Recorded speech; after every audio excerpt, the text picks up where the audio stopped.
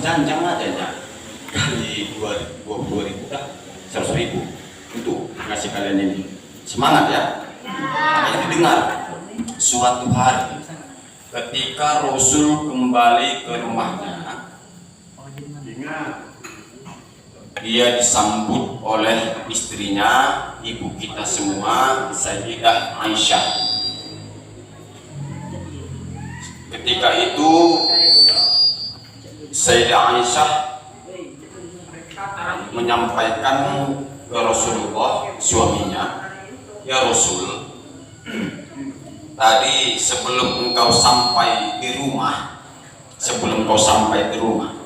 ada seorang anak muda datang ke sini menanyakan perihal keadaanmu. Ku bilang Rasul lagi tidak ada di rumah, bilang Sayyidah Aisyah. Dan ku katakan padanya, tunggulah di sini beberapa waktu. Tak lama pun Rasul bakalan kembali. Tapi dijawabnya, maaf, aku tak bisa menunggu lama karena aku menjaga mamaku yang lagi sakit, yang sudah tua. Mamanya sudah tak sanggup berjalan. Dia yang menjaganya. Seorang anak muda yang menjaga mamanya yang sudah tua. Rasul memiliki mukjizat, salah satunya mengetahui apa yang telah berlalu, apa yang tak nampak. Makanya langsung disambut oleh Rasul. Oh, nama anak muda itu, kata Rasul, Uwais Al-Qarni namanya. Dia itu berasal dari, kalau sekarang negaranya Irak. Kalau sekarang ini kita buka peta, nama negaranya Irak. Dia berasal dari Irak. Dia itu pemimpin para waliullah. Kalau sultannya para wali itu Syekh Abdul Qadir Jailani. Ini pemimpinnya, dialah Uwais Al-Qarni, pemimpin tertinggi. Dikatakan Rasul lagi. Nah, ini ingat, waktu Rasul mengatakan itu di depan Rasul ada beberapa sahabat, di antaranya Sayyidina Umar bin Khattab dan Sayyidina Ali. Dibilang Rasul begini, Uwais Al-Qarni ini, begitu nama dia disebutkan, langit itu bergetar langit itu, kaget ya. Kalau nama dia disebutkan bergetar langit, kenapa sampai bergetar langit? Dikarenakan amalan dia tadi. Apa amalannya tadi? Apalah amalannya tadi? Menjaga mamanya yang sudah tua. Ingat itu, menjaga siapa? Mamanya. Makanya nggak boleh ngelawan sama mama, ya. Nggak boleh ngelawan. Bilang nggak boleh. Kalau dipanggil siapa namanya? Dani. Dani sini, nggak boleh, berdosa. Menjawab nggak mau, nantilah, berdosa. Langsung minta maaf sama mama, cepat minta maafnya, jangan nunggu besok nunggu hari raya baru minta maaf, jangan. Nah, ini pelajaran penting karena kalian belajarnya di sini, maka sama ustadz semua bapak-bapak di sini ini ngajarkan kalian. Cuman bedanya ustadz nggak bisa setiap hari datang ke sini karena ustadz pun ngajar jauh di Dabuli. Nah, ini kalian dengar, kalau kalian buat salah sama orang tua, cepat minta maaf. Kalau berbohong sama orang tua, cepat minta maaf. Buat dosa pagi hari sebelum jumpa maghrib sudah minta maaf seharusnya. Mau pergi ke masjid atau ini mau les sore ke masjid, minta maaf dulu. Minta maaf tadi siang bohong uang jajannya sebenarnya udah tak habisin buat jajan. Kalau misalnya bohong, minta maaf cepat. Nggak boleh melawan sama orang tua. Kalau dipanggil orang tua jawabannya apa? Iya mak. Nah, begitu jawaban yang benar. Kalau guru di sini melarang, jawabannya apa? Iya ibu, iya pak. Nggak boleh melawan. Dosanya besar, ternyata besar dosanya. Ya, kita lanjut ceritanya. Kata Rasul, ini orang posisi dia itu tinggi sekali di langit sana. Bahkan kalau disebutkan namanya bergetar langit itu. Para malaikat pun itu selalu menyebut-nyebut nama dia itu. Cobalah sakitkan hebatnya lah ini orang. Ketika Rasul menyampaikan itu di depan sahabat Nabi itu, di depan Sayyidina Umar bin Khattab dan Sayyidina Ali bin Abi Thalib. Lanjut Rasul mengisahkan dan mengabarkan apa dikabarkan Rasul. Suatu saat nanti, suatu saat nanti, apabila kalian berjodoh, kata Rasul sama sahabatnya ini tadi, kalau kalian suatu saat nanti berjodoh, ketemu sama dia, mintakanlah doa kepadanya, mintakan doa supaya didoakannya kepada Allah Subhanahu wa Ta'ala untuk pengampunan dosa kalian. Itulah saking hebatnya dia. Diceritakan Rasul, amalan dia itu nggak banyak. Amalan dia apa? Mamaknya sudah tua renta, sudah tua, jalan pun nggak bisa. Nah, kalau mau tidur, dipanaskannya air panas, dicampurnya air dingin sedikit biar hangat, dibasuhnya kaki mamaknya tuh yang udah tua. Kalau mamaknya mau minum, diambilkannya air minum mamaknya. Makannya diambilkan dia sendiri, laki-laki yang ngurus, nggak ada yang lain, saudara-saudaranya nggak ada, dia sendiri. Apalagi kalau mamanya sakit, duduk terus dia di samping mamanya. Itulah amalannya. Bangun tidur mamanya, ketika mata mamanya terbangun, itu susu sudah ada di samping, di gelas.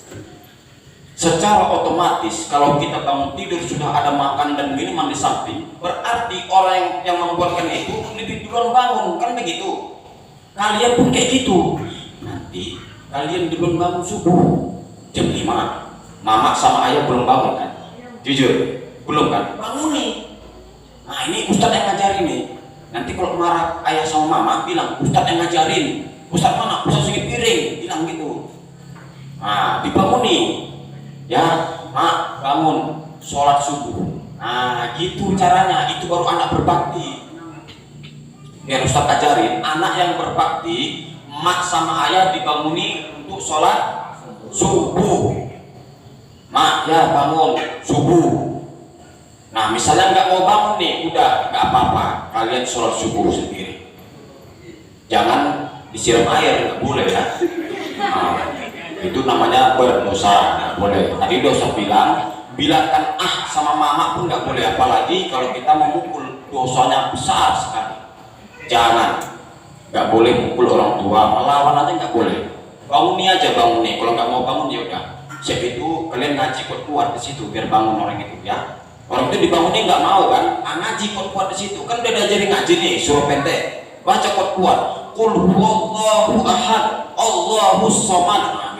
Kuat dibaca, pas di samping dia tidur bacakan ya, nggak apa-apa, nggak marah itu ayah mak kalian. Makanya nanti kalau ditanya yang ngajari siapa ya kayak gitu, Ustadz kami semalam yang ceramah bilang dari segi piring, Ustadz Sulanta.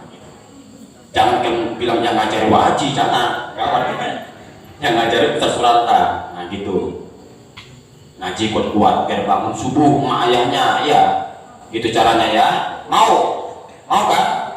Bangun jam berapa? Jam 5 subuh. Azan kan 5:05. Bangun jam 5 subuh. Banguni ayah emak untuk sholat subuh. Diajak emak ayahnya ke surga sama-sama. Kan nggak mau masuk surga sendiri, nggak mau kan? Iya, pinginnya sama orang tua kan? Ayah, emak, abang. Makanya dibanguni sholat subuh. Gitu caranya. Lanjut ceritanya. Nanti kalau kalian bertemu sama dia, mintakanlah doa ke dia supaya didoakannya kepada Allah untuk pengampunan. Nah, ciri-cirinya kata Rasul, di telapak tangannya ini ada bekas penyakit kusta atau sofa. Nama penyakitnya sofa atau kusta, ada bekasnya sedikit. Dikisahkan Rasul, tahu kisah penyakitnya itu? Kisahnya itu dia waktu mengurus mamanya ini dia penuh penyakit. Jadi penyakit sofa itu penyakit kulit, tapi ini kayak berbudis semuanya, seluruh badannya berbudis. Maka orang di kampung itu nggak ada yang mendekati dia, mencakapi dia pun nggak mau. dia dikucilkan di kampung itu. Makanya kata Rasul apa? Dia tidak dikenali orang di bumi, tapi dia terkenal di langit. Para malaikat tahu siapa itu Uwais Al-Qarni. Di bumi dia dikucilkan, tidak dikenali. Nah, ya, tandanya ada di tapak tangannya itu bekas penyakit sofa atau kusta. Ya, setelah itu, ya, lanjut lagi ceritanya. Suatu hari, mamanya Uwais Al-Qarni ingin haji, mau berangkat haji. Biaya haji dari dulu sama sekarang sama. Apa samanya Ustaz? Mahal maksudnya. Walaupun dari Irak tetap mahal karena dulu belum ada pesawat, belum ada kijang kapsul, dan belum ada vario. Dulu naik unta. Maka caranya Uwais Al-Qarni beli anak unta. Nah, kalau nggak percaya nanti kalian tanya sama ayah kalian. Beda lembu yang udah babon, beda yang masih dere. Maka dibeli yang anakan yang baru seminggu lahir. Dia beli unta yang masih kecil, harganya murah. Sama dia itu di Angon, yang biasanya ini besarnya unta 2 tahun baru besar badannya, sama dia setahun bisa besar. Caranya siap di Angon, dia bawa naik ke atas bukit, naik gunung, turun lagi, naik lagi, turun lagi, naik lagi. Diajaknya olahraga sama orang kampung, dia dibilang apa? Gila. Orang gila, ya masa unta dibawa naik gunung, turun gunung, kan gitu ya. Tapi ternyata itu yang manjur. Makanya besok kalau kalian ngangkut lembu, bawa naik turun gunung, ya kan? Biar cepat gemuk lembunya. Yang belum, misalnya belum 2 tahun, masih setahun setengah udah gemuk. Nah, itu caranya. Kalau mau, kalau nggak capek. Udah, masih lagi belum masanya. Ini untanya sudah besar. Sudah bisa mereka berangkat haji, dihajikan sama mamanya, ya, digendongnya mamanya itu ke Mekah sana, digendong. Nah, itu baru anak-anak muda ini. Jadilah anak muda yang kuat, semangat. Jangan kebanyakan main-mainnya. Main-main boleh tapi sedikit saja, gak usah banyak-banyak main-main. Nah, gitu. Ingat ya, sudah ingat ya. Nah, setelah Rasul meninggal, waktu itu zamannya Khalifah Umar bin Khattab. Waktu Sayyidina Umar bin Khattab menjadi khalifah keberapa dalam Islam? Khalifah kedua. Setelah siapa? Setelah Khalifah Abu Bakar As-Siddiq. Khalifah ketiga kita siapa? Utsman bin Affan. Khalifah keempat siapa? Ali bin Abi Thalib. Khalifah kelima siapa? Hasan bin Ali. Khalifah keenam siapa? Iya, Hasan Husain itu diburu waktu itu berperangan ya dengan Muawiyah. Nah, jadi kalaupun keenam itu ada pada Umar bin Abdul Aziz, itu jauh jaraknya. Nah, jauh lagi jaraknya. Sudah. Waktu khalifahnya Umar bin Khattab, dicegatnya lah orang yang datang dari arah Irak. Siapa pemimpin kalian? Kata Sayyidina ya, khalifah kita Umar bin Khattab. Oh, si fulan ini pemimpin kami, kepala suku atau gubernur kami lah, kepala rombongan. Ada di anggota ini namanya Uwais Al-Qarni. Dia pun sebagai kepala pimpinan nggak kenal dia. Bentar dulu khalifah, aku cari dulu. Dicarinya ada orangnya, tapi paling belakang kali orangnya. Ada disuruh maju. Betul kau Uwais Al-Qarni? Iya. Coba sini ku tengok dulu tanda-tanda. Ditengoklah tapak tangan tadi, ada bekas tanda sofa. Oh, berarti ini yang dibilangkan sama Rasul. Udah, doakan dulu kami berdua, Sayyidina Umar dengan Sayyidina Ali bin Abi Thalib. Doakan kami berdua, mintakan kepada Allah supaya diampuni Allah SWT dosa-dosa kami.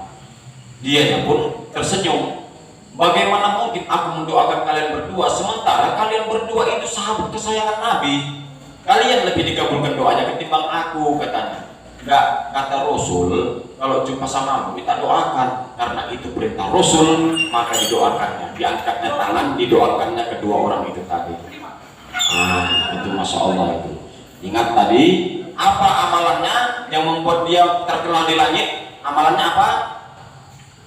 Menjaga mamanya yang sudah tua, berbakti kepada orang tua.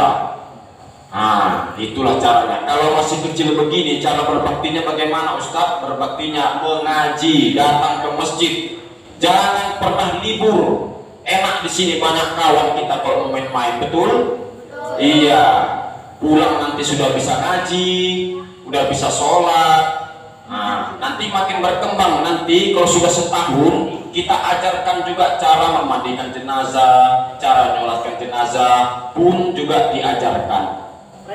Semua insya Allah kita ajarkan, termasuk tarikh sejarah pun kita ajarkan. Tahu nggak sejarah Islam? Dulu kiblat kita kemana sebelum ke Mekah? Kemana? Salah, ke Madinah. Kemana kiblat kita sebelum ke Mekah? Bahkan Rasul ketika sampai di Madinah itu sholatnya masih belum menghadap Mekah, itu belum ke Ka'bah. Kemana sholatnya? Menghadap Masjidil Aqsa, Palestina. Nah, ini yang perlu disampaikan sama kalian. Palestina itu negara Islam, itu negara Israel itu nggak pernah ada. Israel itu nggak negara, itu dari dulu nggak pernah ada. Kalau diakui sama PBB urusan orang itu. Kalau kalian ditanya peta ini negara apa, Palestina, sebutkan, jangan kalian sebutkan Israel. Nah itu ya, kiblat kita dulu itu bukan Ka'bah awalnya, bukan Mekah.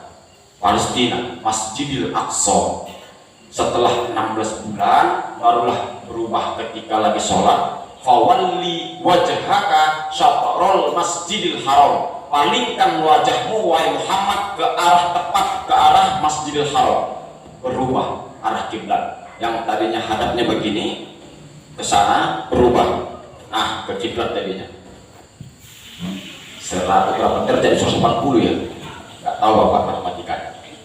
Langsung berubah pada saat itu. Itu harus perlu, itu kalian tahu itu. Tapi untuk di awal ini belajar sholat dulu, belajar mengaji. Nanti juga sudah mau dekat ini, dalam waktu dekat ini juga kalau ada kesempatan ya nanti bapak-bapak ini sama Ustadz pun akan ajarkan tentang puasa karena sudah dekat waktunya. Biar tahu kalian apa-apa saja yang membatalkan puasa, yang makruh dalam berpuasa, supaya tahu beda membatalkan, beda menghilangkan pahala, beda. Adanya dia, pahala nggak hilang, pahala nggak hilang, ya pahalanya nggak hilang, sah puasanya. Tapi ada dia, batal puasanya ada. Maka beda mau menghilangkan pahala dan membatalkan puasa itu beda. Nanti insya Allah kita ajarkan dalam jangka dekat ini insya Allah ya. Nah, seperti itu. Nanti itu kalian sampaikan, catat. Makanya kalau ada ceramahnya, bawa buku tulis kecil, 1.000 peraknya itu harganya, notebook kecil, dicatat. Penting. Kenapa Bapak bilang penting? Karena buku agama yang ada dicetak di Indonesia ini, pelajaran waktu kalian Bapak dulu TPI pun, itu banyak yang salah. Termasuk Bapak ngajar di Ledong Barat, di Ekloba, bukunya, buku agama yang dari pusat banyak yang salah. Ya Bapak, coret itu Bapak bilang, dicoret satu kali. Banyak yang salah itu. Tidak semuanya itu benar. Nah begitu. Bahkan itu sudah Bapak laporkan. Ini salah, ini tulisan yang ini asal begitu. Jadi yang begini ini kalian catat. Ini misalnya, ini misal. Di buku pelajaran sejarah itu pengakuan bahwasannya setelah masa tadi Khalifah yang keempat ada dinasti Bani Umayyah, Abbasiyah, ya kan, Turki Utsmani. Nah, supaya kalian tahu, khilafah Islam itu cuma 40 tahun, batasnya cuma yang tadi itu aja, cuma Hasan bin Ali, selesai. Setelah itu nggak ada lagi. Maka tidak ada kewajiban negara manapun untuk berkiblatkan kepada kekhalifahan Utsmaniyah, itu tidak ada. Nah itu maksudnya tadi, banyak yang salah di dalam buku. Nanti kalau ketemu jangan lupa ya, buat buku tulis ya, biar dicatat rukun sholat ada berapa, sunnah sholat ada berapa, yang membatalkan ada berapa, biar tahu. Contoh duduk antara dua sujud, sunnah apa? Rukun. Kalau sholat 4 rakaat, 2 rakaat pertama kita kan tahiyat nih, at-tahiyatul mubarakatus sholawatut thayyibatul lillah, itu sunnah atau rukun? Sunnah. Nah itu harus tahu kan begitu. Takbir tangannya di mana harus tahu ya. Kalau pakai lobe sholat, nah ini bahaya kalau begini. Ini keningnya mesti. Makanya tadi perhatikan waktu Ustadz jadi imam, ini kan kalau ceramah begini, ketika Ustadz jadi imam Ini diangkat, ini kening harus kena di lantai. Ini keningnya ini kening kena di lantai. Begitu cara, paham ya? Mungkin itu saja, karena nanti takut kebanyakan lupa kalian pertanyaannya. Ada kuis ini lumayan buat beli pisang goreng, iya kan? Ya, itu aja untuk tausiah singkat kita. Kedepannya jangan lupa bawa notebook, bawa catatan biar dicatat poin yang dibilangkan Ustaz itu. Insya Allah itulah nanti sampai kalian tua kalian ajarkan sama anak dan cucu kalian. Semoga berkah. Billahi taufiq wal hidayah. Wassalamualaikum warahmatullahi wabarakatuh.